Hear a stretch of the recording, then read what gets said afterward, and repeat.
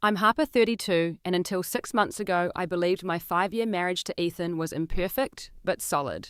As an art curator, I've learned to spot fakes, yet I missed the deception right in front of me. My mother-in-law, Eleanor, never approved of me, but I never imagined she and my husband would take me on a dream vacation to Aspen, only to drug me and disappear with everything I owned while I slept. That morning, I woke up alone, was just the beginning of a nightmare that would change me forever. Before I share my story, I'd love to know where you're watching from. Hit that like button, subscribe to the channel, and let me know in the comments if you've ever had that gut feeling something wasn't right in a relationship. Trust me, after hearing my story, you'll never ignore those instincts again. When I look back at my life before the betrayal, I see a woman who was ambitious, trusting, and perhaps too willing to overlook warning signs for the sake of love. I'd worked hard to build my career in the art world, earning my degree in art history and methodically climbing the ladder at galleries throughout Chicago. My passion for art wasn't just a career choice. It was a connection to my grandmother who had instilled that love in me and left me several valuable pieces that became the foundation of my personal collection. I met Ethan at the opening night of a contemporary sculpture exhibition I had curated. He stood out immediately, tall with dark hair, always perfectly styled, wearing a custom suit that hinted at his financial success. While other attendees asked surface-level questions about the art, Ethan engaged me in a thoughtful discussion about the artist's techniques and influences. I was impressed by his knowledge, not realizing he had researched everything just before approaching me. "You've brought these pieces together beautifully," he said, his blue eyes fixed on mine rather than the sculptures. "The progression tells a story I wouldn't have seen if they were arranged differently." That was the beginning. Phone numbers exchanged, coffee dates that turned into dinner dates, and within 6 months, an engagement ring that seemed to materialize as quickly as our relationship. Looking back, the speed should have been my first warning, but at 32, after several failed relationships, finding someone who seemed to value both my intelligence and my passion felt like hitting the jackpot. The first time I met Eleanor was 2 weeks after Ethan proposed. He had been surprisingly hesitant to introduce us, which should have been my second warning. "Mum is traditional," he explained. "She's always had a specific vision of who I'd end up with." Eleanor lived in a sprawling lake forest mansion that had been in her family for generations. When we pulled up the circular driveway, I felt the first flutter of anxiety. The house wasn't just a home. It was a statement of old money and established position. Everything my middle-class upbringing wasn't. Eleanor greeted Ethan with a warm embrace and me with a cool assessment. She was a tall, slender woman in her 60s with perfectly coiffed silver hair and the kind of posture that came from years of privilege and social training. "So you're the gallery girl," she said, her smile not reaching her eyes. "Ethan mentioned you work in the arts. How creative." That evening set the pattern for our relationship. Eleanor peppered me with questions about my family background, my education, and my career, each response met with a slight narrowing of her eyes or a tightening of her thin smile. When I mentioned my grandmother's art collection, she dismissed it with a wave of her hand. "Collectibles are such a gamble," she said. "Real wealth is in property and investments, but I suppose everyone needs hobbies." On the drive home, Ethan seemed oblivious to the subtle digs and condescension. When I tentatively pointed them out, he laughed. "That's just Mum's way," he said. "She's protective. She'll warm up to you once she knows you better." But Eleanor never warmed up. Instead, as our wedding approached, her interference increased. She forgot to include me in tastings for our wedding cake. She scheduled appointments with florists during hours she knew I'd be working. And most tellingly, she repeatedly tried to convince Ethan that a prenuptial agreement was essential. "Your grandfather would roll in his grave if family assets were at risk," I overheard her say one evening when she thought I was out of earshot. Ethan assured me he had shut down the prenup discussion, presenting it as proof of his commitment to me. I was touched by what I saw as him standing up to his mother, not realizing it was all part of a longer game. After our wedding, the dynamic shifted. Instead of openly criticizing me, Eleanor became invasive. She had a key to our apartment for emergencies and would show up unannounced often when Ethan wasn't home. "Just checking in on my boy," she would say, walking through our space as if conducting an inspection. "Oh, you've moved that painting again. The light hits it all wrong there. But I suppose you're the art expert." These visits always left me feeling destabilized and defensive in my own home. When I asked Ethan to speak to her about boundaries, he minimized my concerns. "She's lonely since Dad left," he would say. "It makes her happy to be involved in our lives." What I didn't know then was that Ethan's father, George, hadn't simply left as I'd been told. Eleanor had orchestrated a similar betrayal against him years ago, something I would only discover much later. The pattern continued for 5 years. Any holiday or special occasion became an opportunity for Eleanor to remind me of my outsider status. Family photo sessions, where she would position me at the edge of the frame. Christmas gifts for Ethan that were lavish and personal, while mine were generic gift cards. Comments about when they would get grandchildren, followed by concerned glances at my figure or pointed remarks about my age. Through it all, Ethan consistently chose his mother's side in subtle ways. If I expressed hurt at something Eleanor said, he would explain it away or suggest I was being too sensitive. If I wanted to spend a holiday with my own small family, he would reluctantly agree but make me feel guilty about disappointing his mother. Every boundary I tried to establish was treated as an unreasonable demand. What I didn't realize was that these years of subtle emotional manipulation were setting the stage for a betrayal I couldn't have imagined. Each time I swallowed my hurt feelings to keep the peace, each time I ignored my instincts about Eleanor's true nature, I was teaching them exactly how much they could get away with. I was being positioned like a piece on a chessboard, and I had no idea the game had already begun.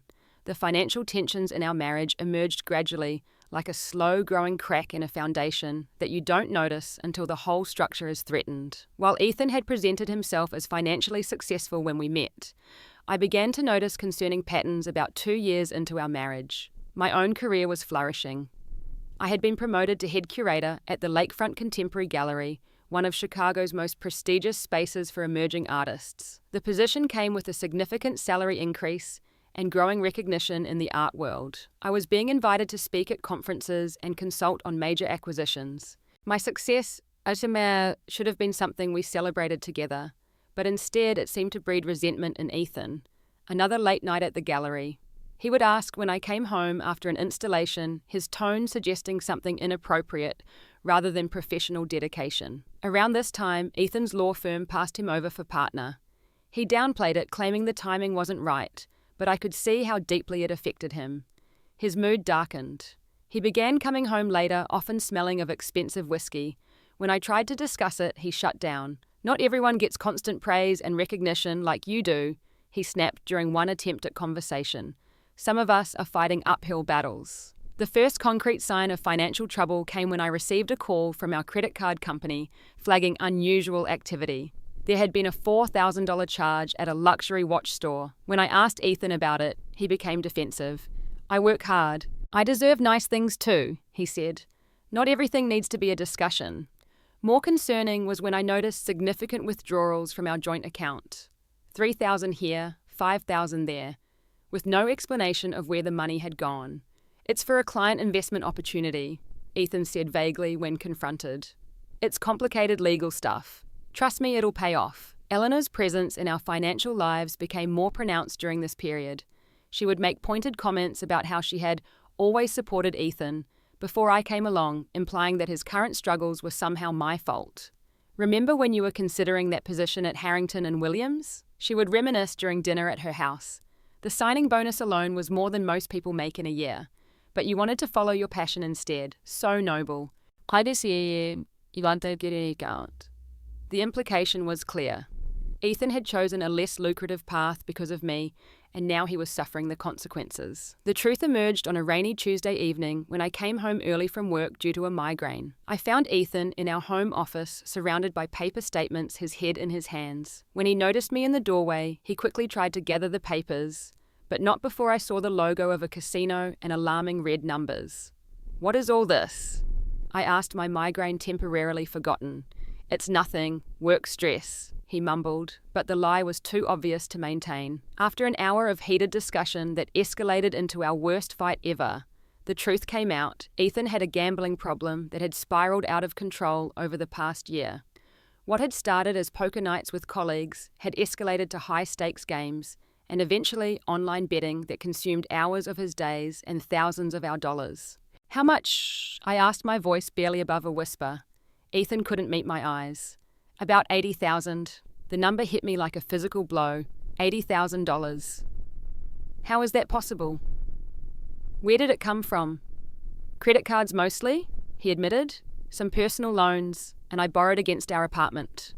Our apartment that we had bought together, that I had contributed equally to, that held my art collection and all our hopes for the future. He had leveraged it without my knowledge or consent. Does Eleanor know? It was the first question that came to mind, though I wasn't sure why it mattered. His silence was answer enough. She's been helping me manage it, he finally said. She's the only one who understands addiction runs in families. My father had similar issues.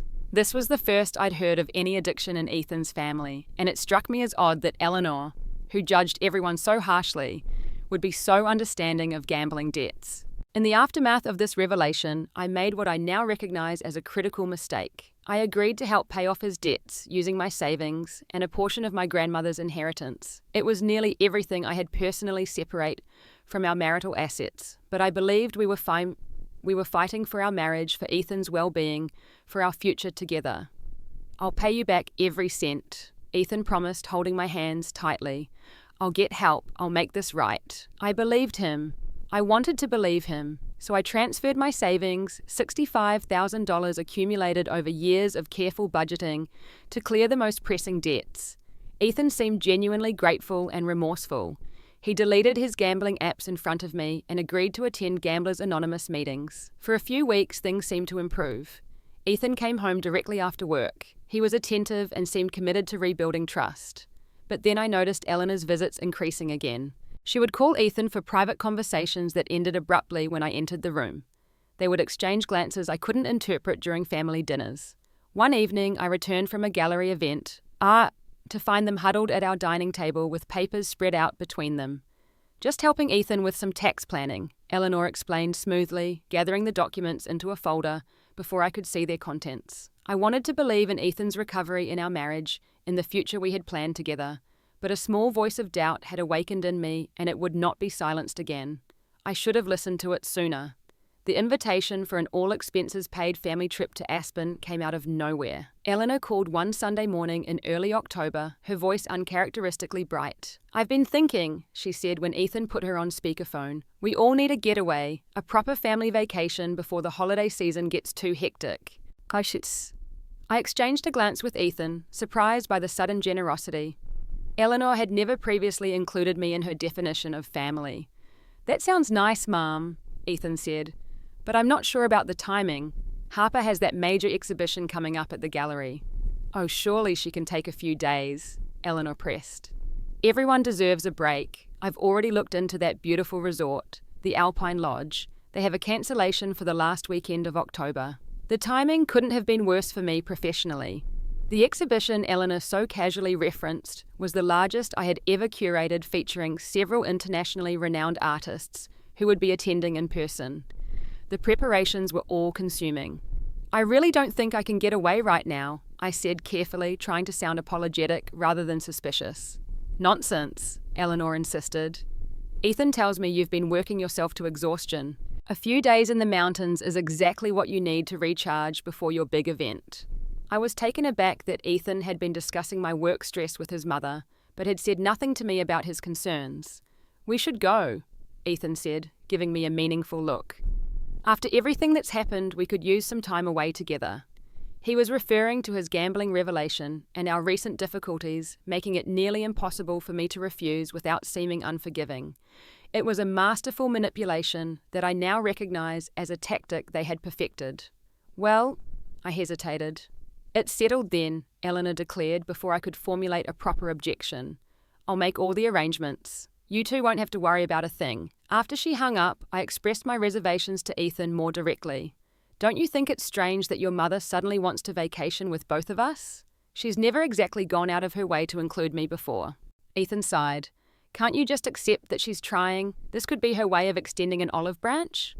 I wanted to believe that was true. I wanted to believe that after 5 years, Eleanor was finally accepting me as part of the family.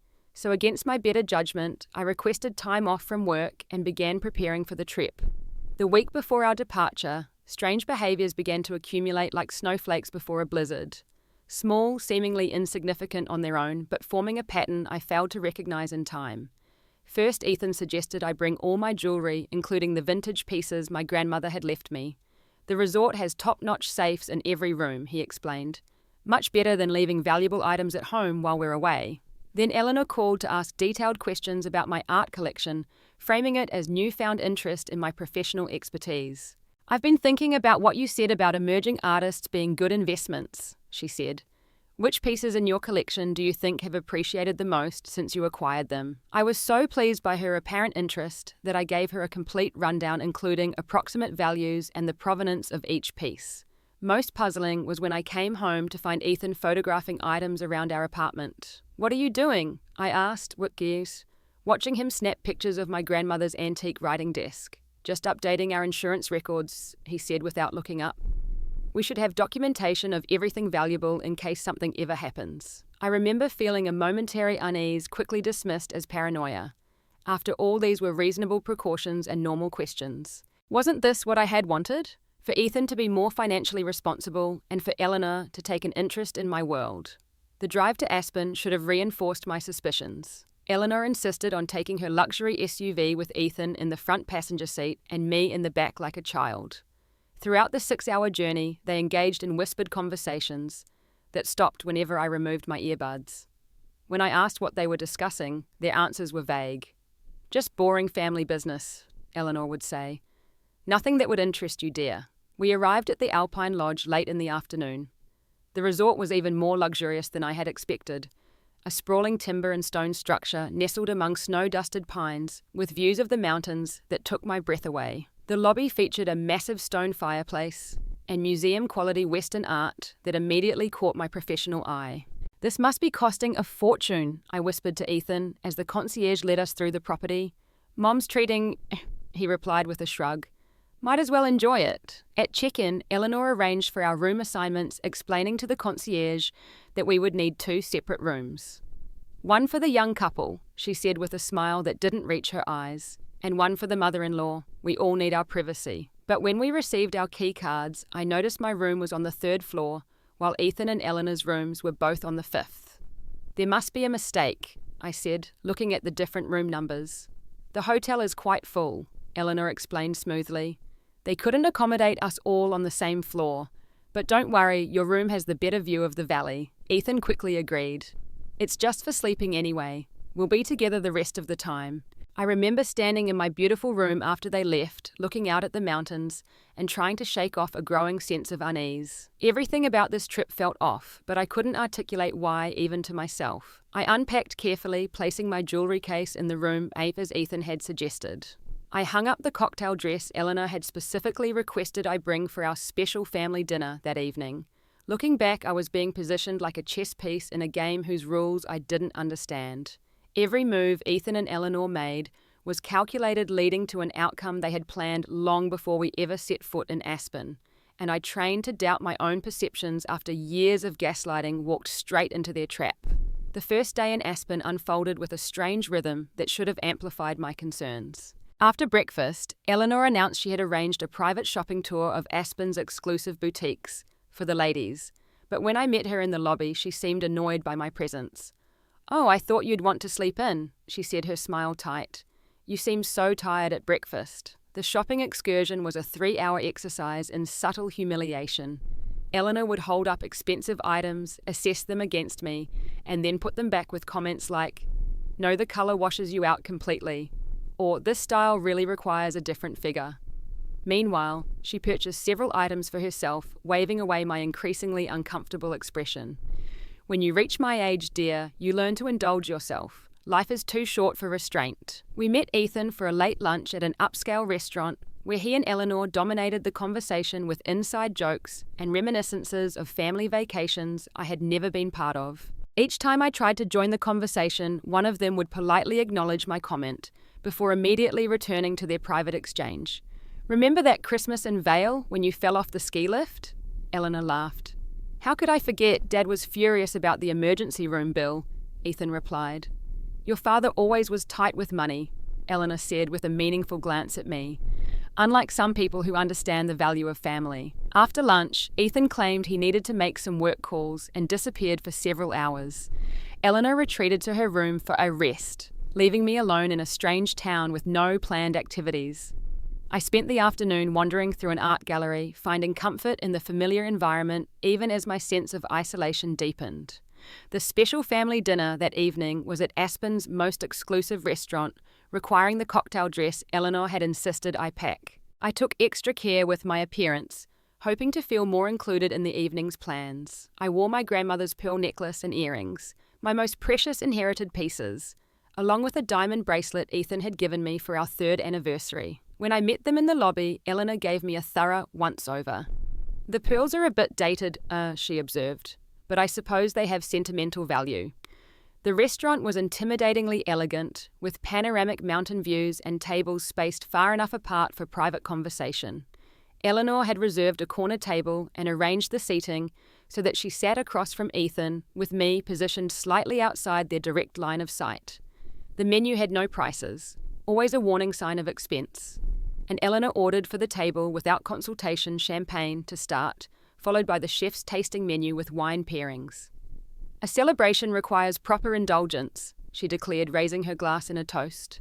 To family. The meal progressed through multiple elaborate courses, each accompanied by a different wine. I noticed Ethan encouraging me to finish each glass while he barely touched his own. "You never let loose anymore," he said when I tried to decline a refill. "This trip is about relaxing. Remember, by the dessert course, I was feeling distinctly lightheaded despite having eaten well. The conversation around me seemed to be happening at a distance, and I was finding it increasingly difficult to focus. "Are you all right, dear? You look flushed," Eleanor observed with what seemed like concern, but I now recognize as calculated attention. "I'm just tired," I mumbled. "And maybe the altitude is affecting me." "And all that wine," Ethan added with a laugh that seemed hollow. "You've never had much tolerance." Eleanor signaled for the check, signing it without allowing me to see the total. As we stood to leave, the room tilted alarmingly, and I had to grip the table to steady myself. "Oh my," Eleanor said, exchanging a look with Ethan. "I think someone needs to get back to the hotel." "I've got her," Ethan said, taking my arm in what appeared to be a supportive gesture, but felt more like control. The walk back to the hotel and the elevator ride are fragmented memories now. I remember Eleanor's voice unnaturally loud in my ear. "Poor thing, some people just can't handle their alcohol." I remember Ethan helping me to my room, the key card, somehow already in his hand, though I had placed it in my clutch. I remember Eleanor following us, in her voice a distant hum as she directed Ethan to help me to bed. "Just leave her purse here," she was saying. "We can check on her in the morning." "The safe," I managed to mumble, thinking hazily of my jewelry. "Don't worry about that now," Ethan soothed, easing me onto the bed, still fully dressed. "Just sleep it off. You'll feel better in the morning." I remember trying to protest, trying to sit up, but my limbs felt impossibly heavy. The last thing I recall is Eleanor's face looming over me, her expression no longer maintaining its mask of concern. "Sleep tight," she said, and there was something in her tone, satisfaction perhaps, or triumph, that sent a chill through me, even in my addled state. Then darkness claimed me, and I knew nothing more until I woke 14 hours later to a silent room and the devastating realization that I had been betrayed in the most profound way possible. The room was bathed in mid-morning light when I finally regained consciousness.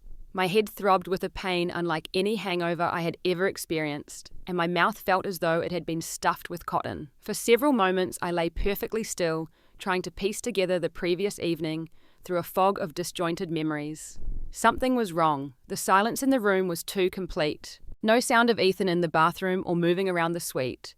No housekeeping cart in the hallway, just a heavy stillness that seemed to press against my skin. With tremendous effort, I pushed myself upright, waiting for the room to stop spinning before attempting to stand. My cocktail dress was wrinkled from being slept in, and I was still wearing one heel, the other lost somewhere between the bed and door. "Ethan?" I called, my voice raspy and unfamiliar to my own ears. No response. I stumbled to the bathroom, splashed cold water on my face, and drank directly from the faucet, trying to clear my head. That's when I noticed my toiletry bag was missing from the counter where I had placed it the day before. Frowning, I returned to the main room and saw that my suitcase, which had been on the luggage rack by the window, was now on the floor, its contents apparently rifled through. A spike of alarm cut through my grogginess. I lurched to the closet, empty except for the hangers. The dress I had worn to dinner was the only piece of my clothing still in the room. With shaking hands, I went to the safe, punching in the code I had set. It opened to reveal nothing. My jewelry case, passport, extra cash, and the envelope containing printed confirmations of our return flights, all gone. Panic rising, I grabbed my phone from the nightstand to call Ethan. The screen showed multiple missed calls from an unknown number and a single text message from Ethan sent at 6:18 a.m. Had to leave early, family emergency, will explain later. I tried calling him immediately, but the call went straight to voicemail. I tried Eleanor next, same result. With increasing desperation, I called the front desk. "Good morning, Ms. Davis," the concierge answered pleasantly. "How may I assist you?" "My husband and mother-in-law," I said, trying to keep my voice steady. "Do you know if they're still in the hotel? They're not answering their phones." "Oh," there was a pause. "Mr. and Mrs. Lawrence checked out early this morning around 6 a.m. They mentioned you would be departing separately later today." The floor seemed to drop away beneath me. "Did they say anything else? Leave any message for me?" "Not that I'm aware of, ma'am. Would you like me to check if there's a note at the front desk?" I thanked him and hung up, then noticed the voicemails from the unknown number. With trembling fingers, I pressed play and put the phone to my ear. "Hello, this is Sarah Mackenzie from First National Bank's Fraud Department. We've detected unusual activity on your accounts and have temporarily frozen all transactions. Please call us back at your earliest convenience to verify these charges." The second and third messages were increasingly urgent, noting multiple large withdrawals and transfers that had been attempted within the past few hours. Cold dread washed over me as I struggled to make sense of what was happening. Why would Ethan and Eleanor leave without me? Why would they take my things? And who was trying to access my bank accounts? I called the bank immediately, identifying myself and explaining that I was out of town. "Ms. Davis, I'm glad you called," the fraud specialist said. "There have been attempts to withdraw or transfer funds from all of your accounts starting at approximately 5:30 this morning. The activity was flagged as suspicious because of the amount and frequency of transactions." "I didn't authorize any transactions," I said, my mouth dry. "What exactly happened?" "Someone attempted to transfer $80,000 from your primary savings account to an account at an offshore bank. They also tried to withdraw $25,000 from your personal checking account and maxed out cash advances on 2 of your credit cards. Were they successful?" I asked, barely breathing. "We blocked the large transfer, but approximately $30,000 was withdrawn or transferred before our system flagged the activity. Do you have any idea who might have attempted these transactions?" The room seemed to tilt again, but this time it had nothing to do with whatever had been in my drink the night before. "My husband," I whispered. It must have been my husband. Even as the words left my mouth, I was remembering Ethan photographing our belongings, Eleanor's sudden interest in my art collection, the insistence that I bring my jewelry on the trip. They hadn't just abandoned me. They had planned this meticulously and deliberately. As I struggled to answer the bank representative's questions and place fraud alerts on all my accounts, my phone buzzed with a text message from my neighbor Darla back in Chicago. "Harper, is everything okay? There's a moving truck at your apartment.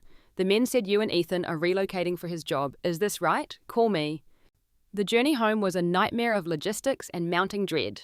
My purse with my credit cards was still in the room, but with the fraud alerts in place, most were already frozen. I had exactly $217 in cash that had been in my coat pocket rather than the safe. My return flight wasn't for 2 more days, and changing it would cost more than I had available. The hotel management was sympathetic but unhelpful. Yes, they could confirm that Ethan and Eleanor had checked out early. No, they couldn't share security footage without a police report. Yes, they would allow me to remain in the room until I sorted out my travel arrangements, but only because the room was prepaid through the weekend. I called the local police who took a report, but made it clear that this appeared to be a domestic situation rather than a traditional theft. The responding officer's expression was a mixture of pity and skepticism as I tried to explain that my husband and mother-in-law had drugged me and stolen my belongings. "Ma'am, are you sure there wasn't just a misunderstanding? Family members can't technically steal shared property.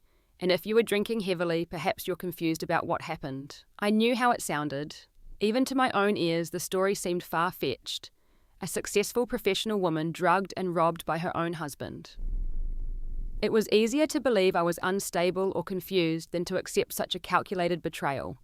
Finally, I was able to reach my friend Zoe in Chicago.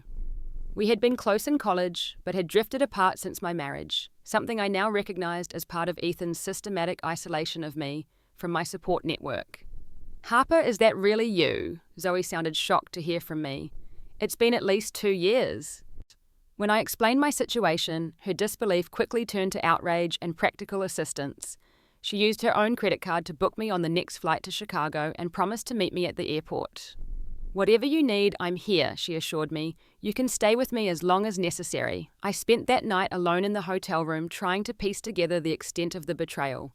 I called everyone I could think of who might have information. Colleagues, acquaintances, even Ethan's assistant at his law firm. Most expressed shock and had no useful information, but a few responses stood out. Ethan's assistant was clearly uncomfortable when I reached her. "Mr. Lawrence submitted his resignation last week," she said carefully. "He mentioned a family emergency requiring relocation. I'm sorry, but I thought you knew." A curator friend at another gallery had seen moving trucks at our apartment building that morning. "I assumed you were finally moving to that lake house you always talked about," he said. The movers looked very professional, high-end service. Most devastatingly, I received a call back from the detective I had spoken to at the Chicago Police Department. "Ms. Davis, I've looked into the situation at your apartment," he said. "Unfortunately, there's not much we can do at this point. The movers had documentation, a contract with both your and your husband's signatures authorizing the removal of all household goods." "That's impossible," I protested. "I never signed anything like that." "Well, someone did," he replied. "And without evidence of forgery or coercion, this falls under civil rather than criminal law. You'll need to contact a lawyer." By the time I boarded the flight to Chicago the next morning, I had managed to piece together a rough timeline. Ethan had been planning this for weeks, possibly months. He had resigned from his job, arranged for professional movers, and created documentation to facilitate the emptying of our apartment. Eleanor had orchestrated the Aspen trip to get me out of the way and to secure my most valuable portable possessions, my jewelry and financial information. What I still didn't understand was why. We had been having problems, certainly, but nothing that explained this level of calculated betrayal. Whatever their motivation, I was returning to a city where I no longer had a home, access to my possessions, or even a clear understanding of my financial situation. The flight was a blur of anxiety and exhaustion. When I finally emerged into the arrivals area at O'Hare, Zoe was waiting, her familiar face a lifeline in the chaos my life had become. She hugged me tightly, then held me at arm's length to assess me. "You look like hell," she said bluntly, "but we're going to fix this. All of it." The drive to our former apartment confirmed my worst fears. Darla, my neighbour, was waiting outside the building, her expression grave. Together, the three of us used my key to enter what had once been my home. The apartment was essentially empty. The furniture was gone, the art collection vanished from the walls. Even the curtains had been removed, leaving bare windows that made the space feel abandoned and exposed. The only items remaining were piles of my clothing dumped unceremoniously on the bedroom floor as if to emphasize what little value they, and by extension, I, held for Ethan. "I tried to stop them," Darla said, watching me survey the devastation. "But they had paperwork. They said it was a planned move that you had arranged weeks ago." I moved through the hollow rooms trying to catalogue what was missing. My grandmother's antique writing desk. The first significant painting I had ever purchased, a small Rothko study that had represented a month's salary when I was just starting my career. The collection of rare art books I had curated over years. All gone. In the kitchen, I found the only thing Ethan had deliberately left behind. A manila envelope containing divorce papers already filed with the court and a handwritten note that simply read, "You never belonged in our family.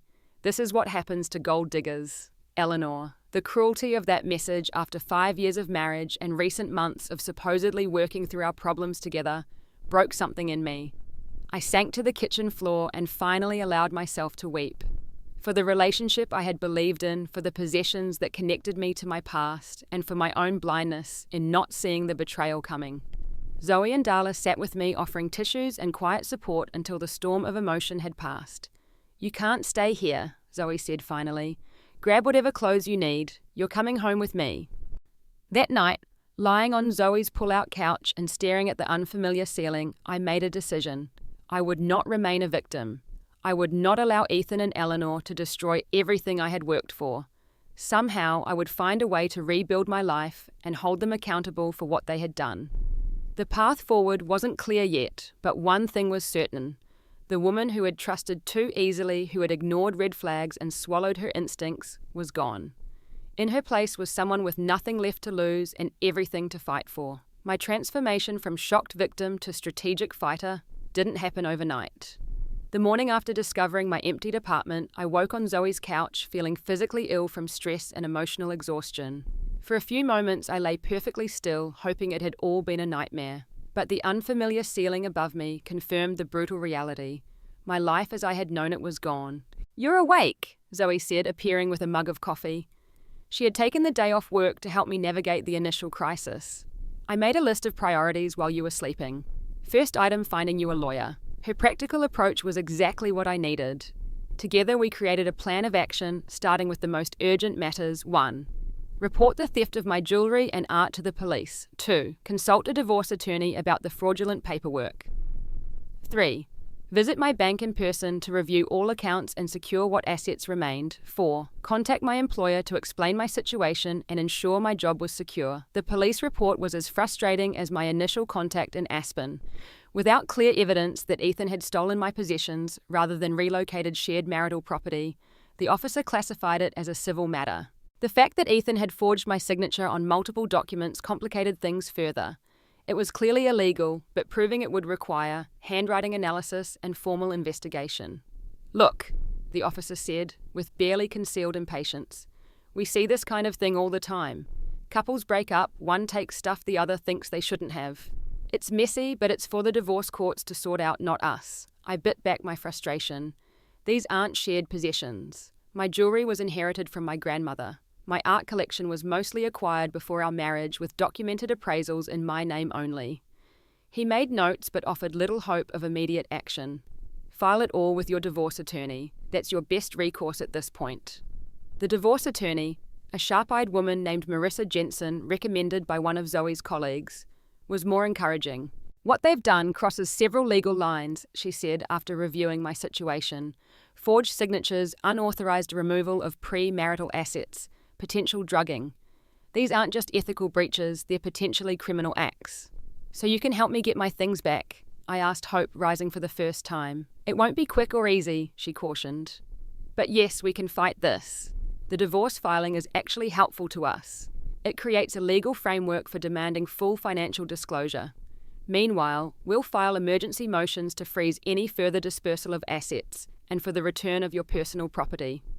Her retainer fee was steep, $5,000, but Zoe immediately offered to cover it. "Consider it an investment in justice," she said when I protested. "You can pay me back when you've taken them for everything they're worth." The bank visit revealed both bad and slightly less bad news. Ethan had indeed managed to transfer or withdraw about $30,000 before the fraud alerts kicked in. However, he hadn't been able to access my retirement accounts or a small investment portfolio that was still in my maiden name. Combined, these gave me approximately $20,000 to work with. Not enough to replace what I'd lost, but sufficient to keep me afloat while I fought back. My employer at the gallery was surprisingly understanding.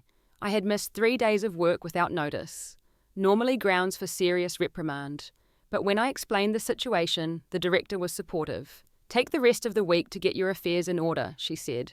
"The exhibition preparations are well underway. We need you focused when you return, but your personal security comes first." By the end of that first day, I had established the foundation for my recovery, but it was a chance discovery that evening that truly changed the trajectory of my fight. While sorting through the clothes that had been left behind in the apartment, I found a tote bag I had forgotten about, one I had used for a weekend trip months earlier.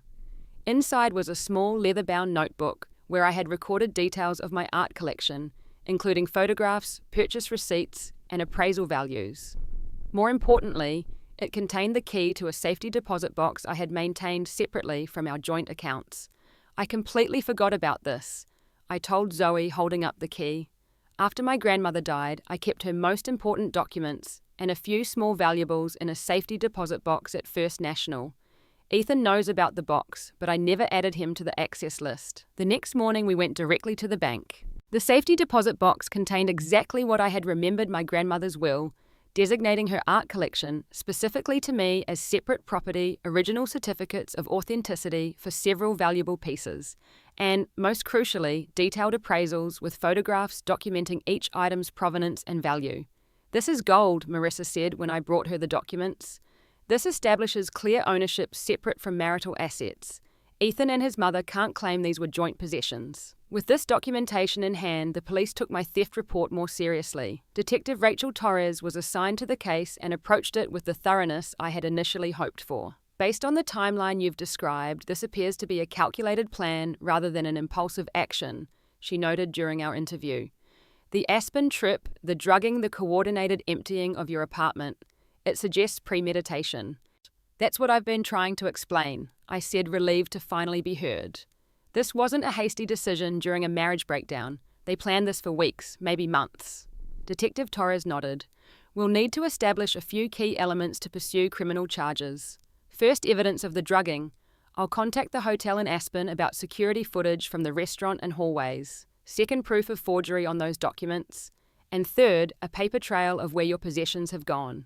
For the first time since waking alone in that hotel room, I felt a spark of hope, not just that I might recover some of what was taken, but that Ethan and Eleanor might actually face consequences for their actions.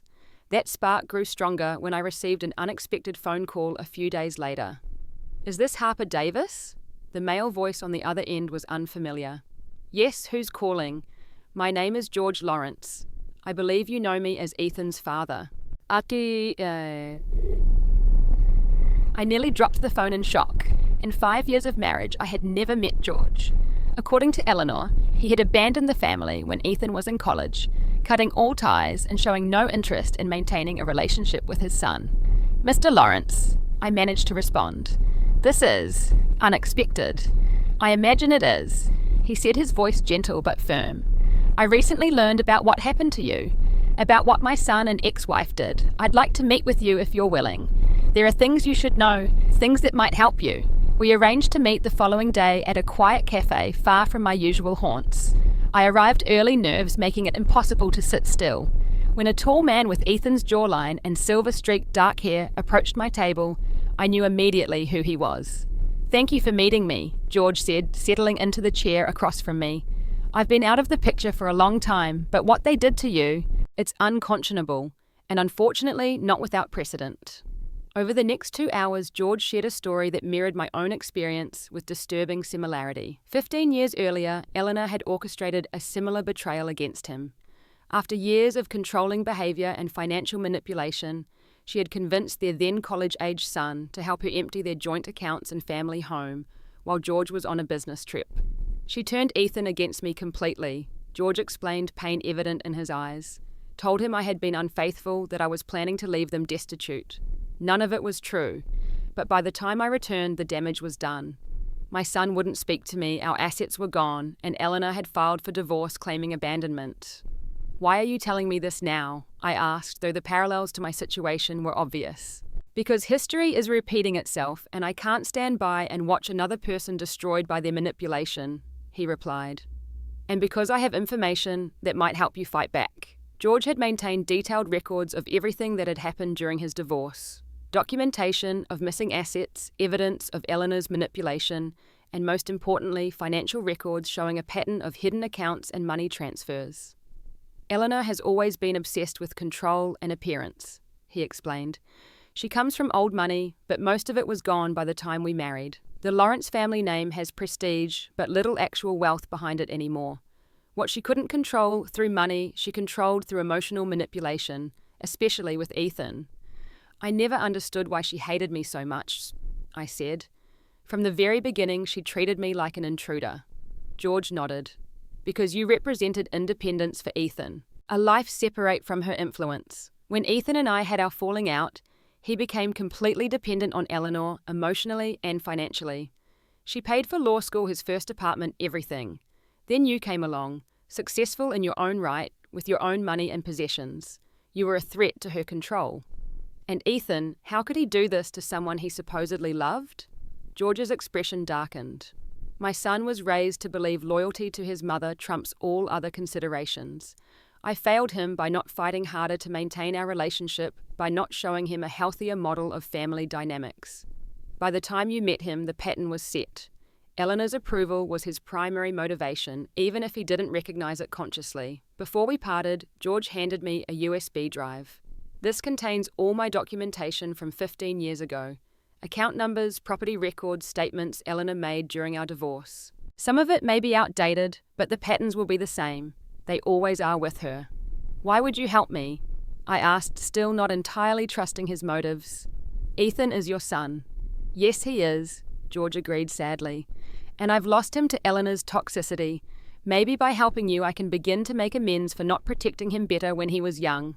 And maybe, just maybe, facing real consequences will finally break her hold on him. As I watched George walk away, I realized I had gained not just information, but an ally who understood exactly what I was facing.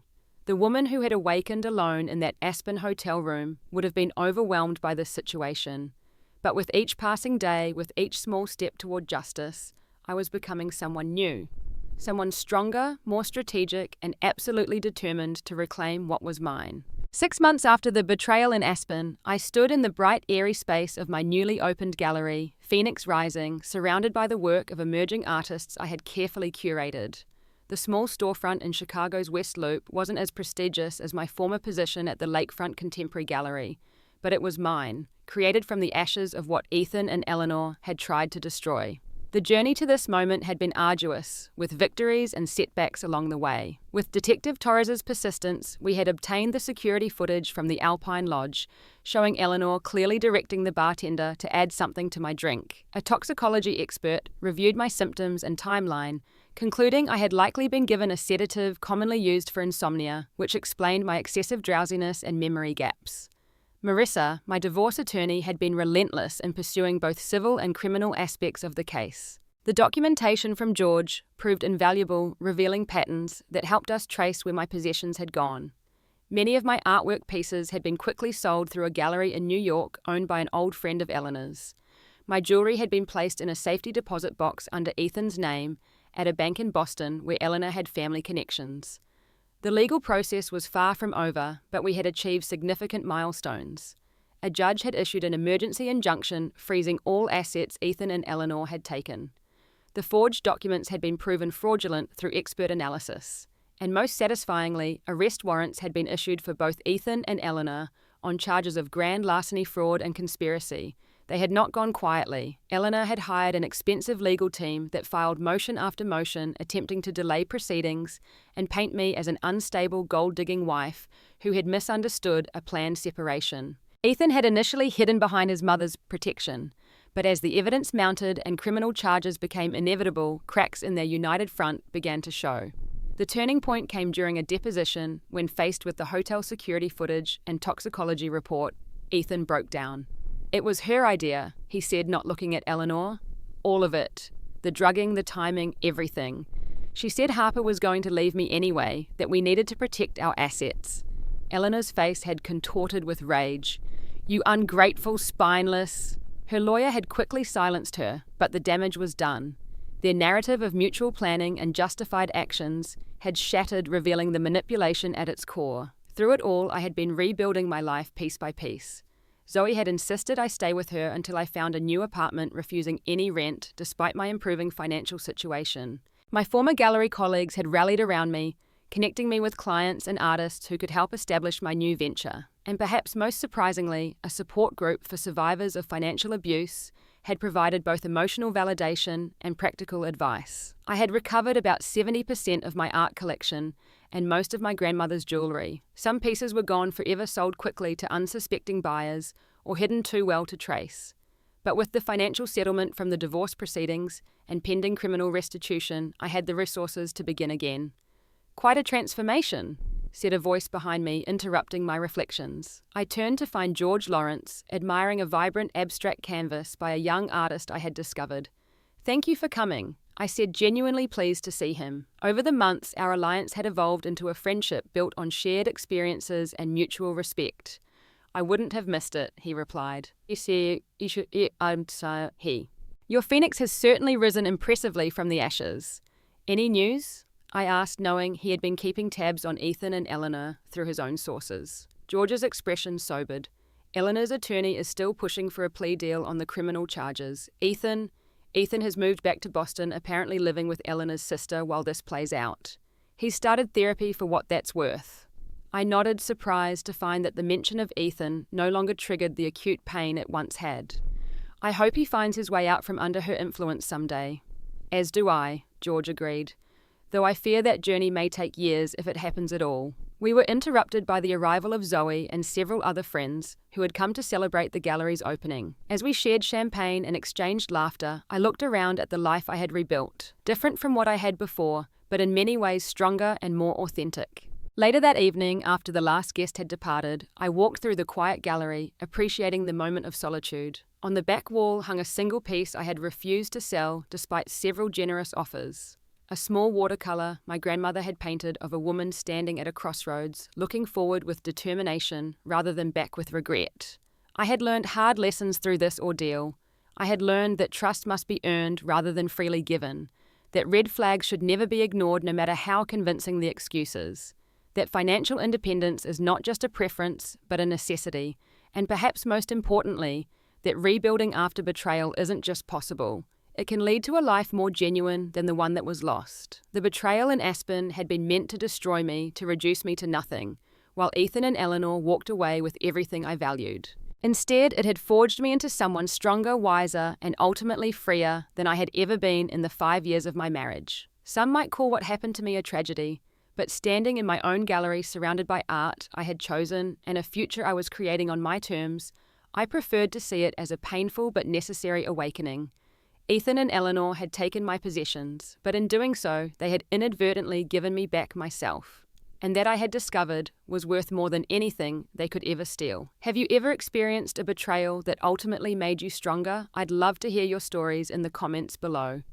Don't forget to like this video if it resonated with you, subscribe to hear more stories of resilience and transformation, and share with someone who might need to be reminded of their own strength. Thank you for joining me on this journey. Remember, sometimes our greatest challenges reveal our greatest power.